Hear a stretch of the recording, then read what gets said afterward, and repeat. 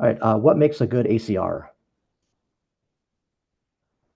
Accuracy is important because an ACR can become a legal document if it's used in a bid or contract.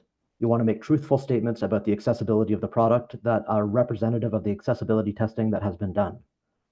It's a best practice to have the ACR reviewed by whoever's responsible for managing compliance and risk for the product. This is a checklist of what needs to be done before making the ACR available.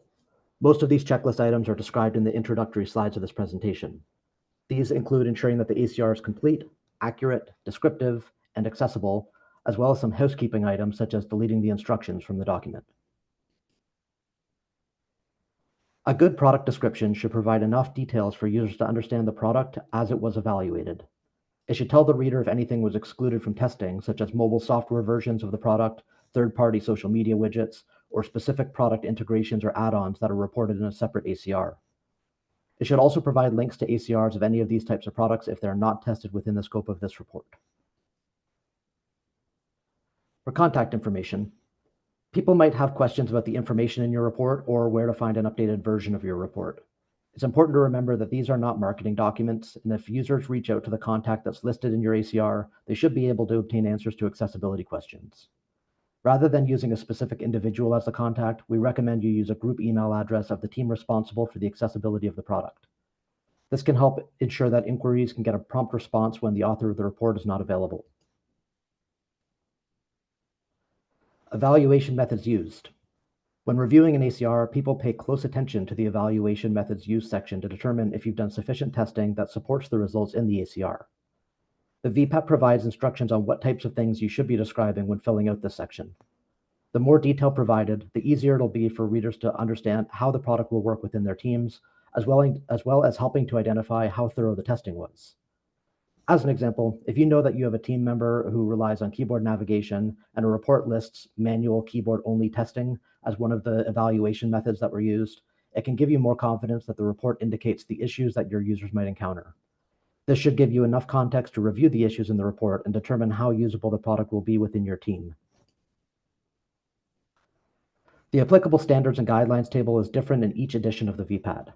The WCAG and INT editions include all of the WCAG versions, but the 508 edition only includes WCAG 2.0, and the EN edition includes WCAG 2.0 and 2.1, because these are the versions that are required by each standard. Make sure you adjust the yes or no answers in the included in report column to reflect what you are or are not reporting conformance to.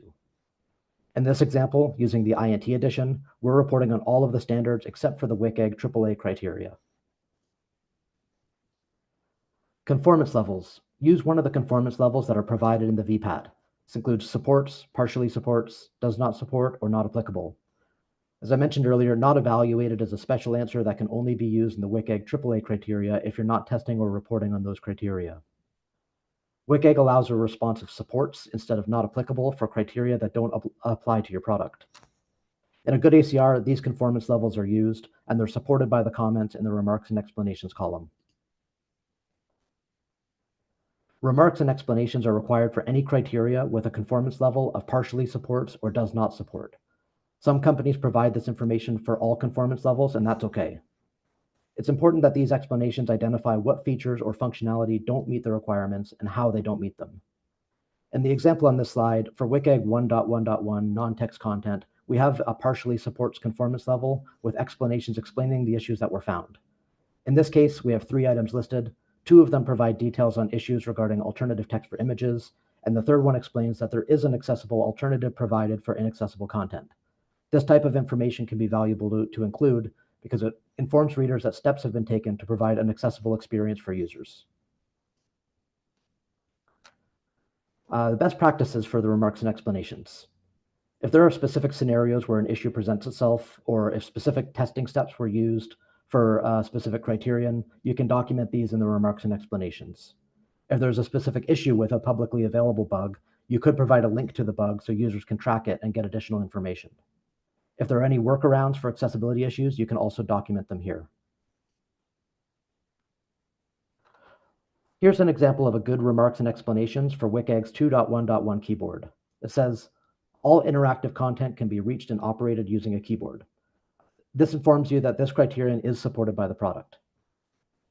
It also says, known issue, The search box is skipped when tabbing through the content. It can be reached by using Shift-Tab from the name field.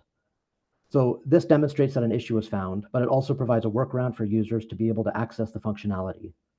Obviously, having this issue isn't ideal, but as a reader, it informs you that they're aware of the issue, that there are ways to access the accessibility, there are ways to access the functionality before the accessibility issue is resolved. Now we're going to show you a couple examples of good and bad ACR content.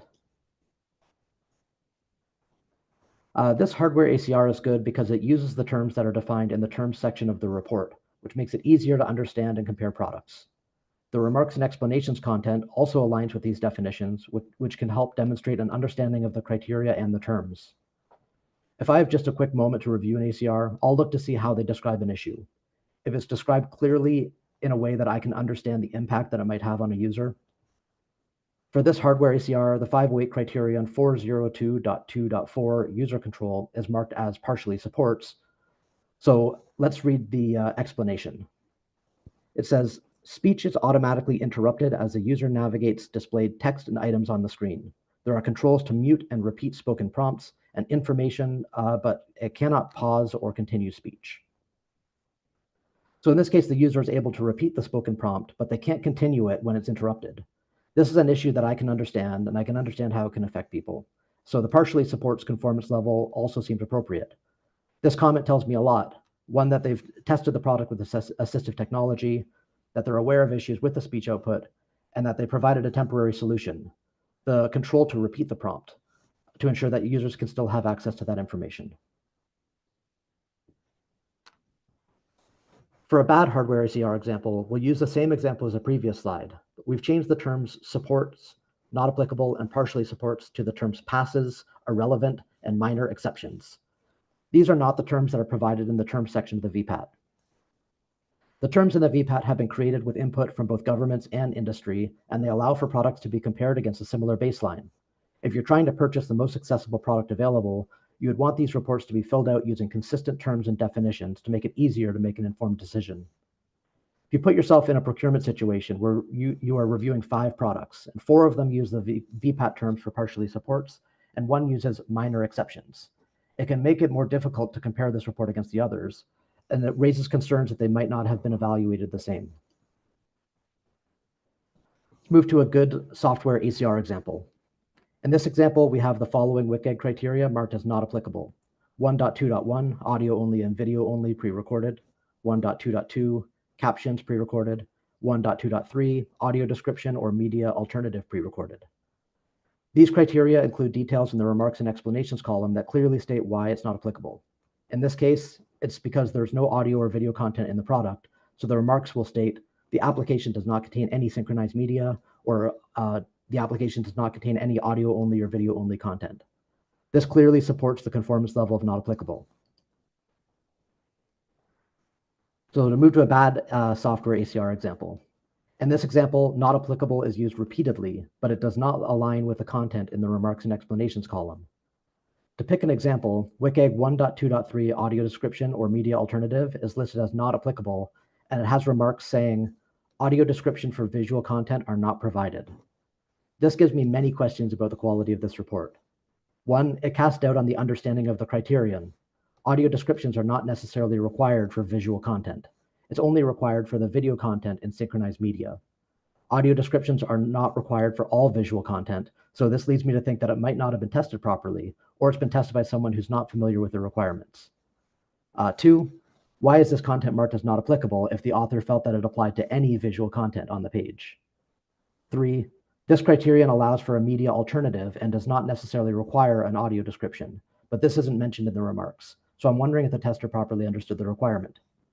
4, the way this is written, it sounds more like it does not support than a not applicable, as the product does not provide any audio description, and the remark also doesn't identify any media alternatives. When we read the remarks and explanations for some of the other items on the table, it seems as though they should be marked as partially supports or does not support. Using the wrong terminology makes it more difficult for readers to assess how frequent and severe these issues might be in the product, and it also makes it more difficult to evaluate your products against others who use the terms properly. In this example, I think it also creates more questions than answers, which isn't an ideal way to represent a product.